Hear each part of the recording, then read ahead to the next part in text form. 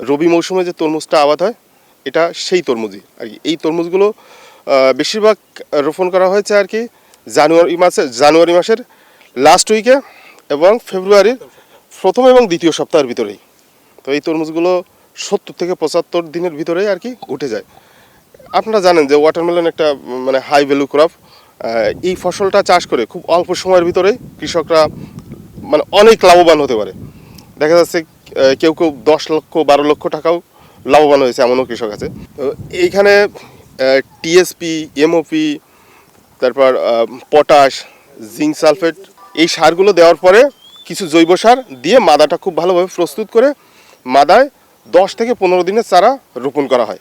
এই চারাটা রোপণ করার পরে জাস্ট এই 30 থেকে 35 দিন যখন বয়স হয় তখনই গাছে ফুল চলে আসে। তরমুজের আমরা সাধারণত বেশ কয়েকটা পোকা দেখি ক্ষতিকারক। সব থেকে ক্ষতিকারক পোকা বলতে গেলে থ্রিপস পোকা, লেদা পোকা আছে, তরমুজের কাটুই পোকা আছে আর কি।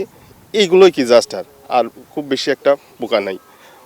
ফল ছিদ্রকারী মাছি পোকাও আছে, তার জন্য আপনারা দেখতে পাচ্ছেন কৌটা ঝুলানো আছে আমার চারিদিক দিয়ে, আপনারা দেখতে পাচ্ছেন এইগুলো সেক্স ফ্রেমন ফাঁদ।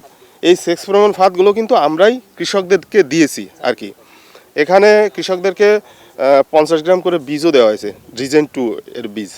আর এর ভিতর দিয়ে তরমুজের আমরা রোগ দেখি, গেমিস্টাম ব্লাইট আছে, যে ওর গোড়াটা ফেটে যায়, গাছটা মারা যায়।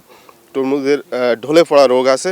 তো আমরা এই কৃষকদেরকে মানে কৃষক মাঠ স্কুলের মাধ্যমে আমরা সবাইকে এইগুলো প্রশিক্ষণ দেই ডেকে, এবং ওনারা সেই মতোই আর কি কাজ করেন। তো আপনারা মাঠে বাস্তবে দেখতে পাচ্ছেন আমাদের পরামর্শ মতো কাজ করে এখানে ফলনটাও কিন্তু খুব সুন্দর হয়েছে। হ্যাঁ, চমৎকার ফলন, যে আমরা শুধু এখন তরমুজ আর তরমুজ দেখতেছি।